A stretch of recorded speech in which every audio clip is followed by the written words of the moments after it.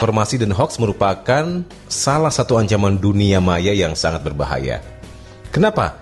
Karena banyak oknum yang tidak bertanggung jawab menyebar kebohongan yang ditujukan ke masyarakat. Mereka punya maksud dan tujuan tertentu. Begitu juga dengan konten yang provokatif yang banyak menyulut emosi warganet atau netizen. Nah, maraknya hoax yang terus berdatangan menjadikan masyarakat kita harus lebih berhati-hati dalam mengakses informasi yang tersebar luas. Kalau bicara hoax, Papua rentan sekali dengan berita palsu dan konten provokatif karena banyaknya pihak yang tidak menghargai pembangunan yang dilakukan pemerintah.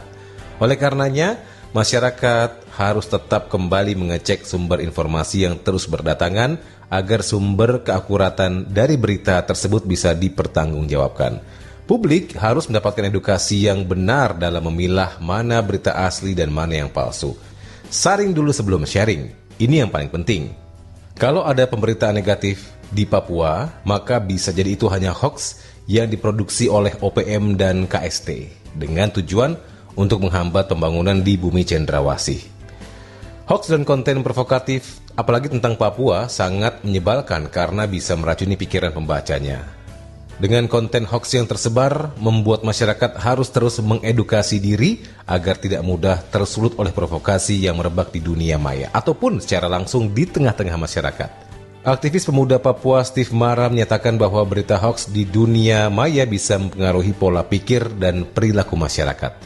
Apalagi dalam sehari-hari kita menggunakan internet, sehingga cukup berpengaruh. Artinya, satu berita singkat yang beredar di portal atau media sosial bisa men-trigger masyarakat untuk emosi dan akibatnya bisa merusak proses pembangunan di Papua. Misalnya yang baru ini terjadi, pembakaran di kantor KPU.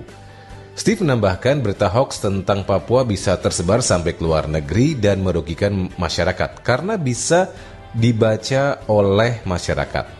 Dalam artian, kalau ini terus berlanjut, maka turis asing akan takut berlibur ke bumi cendrawasih. Dan efeknya panjang, sehingga devisa berkurang. Akibatnya, APBD Papua bisa berkurang dan akan berpengaruh juga pada kelancaran pembangunan. Efek dominonya panjang sekali. Nah, masyarakat perlu menyadari bahwa tujuan pemerintah membangun Papua adalah semata-mata untuk menyejahterakan masyarakat di tanah Papua.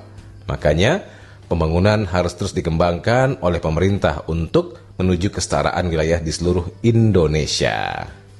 Dengan memahami tujuan baik pemerintah membangun Papua bisa menjadi penghalang atas ancaman hoax. Walaupun bukan orang Papua, tapi sebagai saudara sebangsa dan setanah air, kita juga harus dong ya mensukseskan berbagai kebijakan pemerintah seperti pemerataan pembangunan dan juga program Otsus demi Papua yang lebih baik.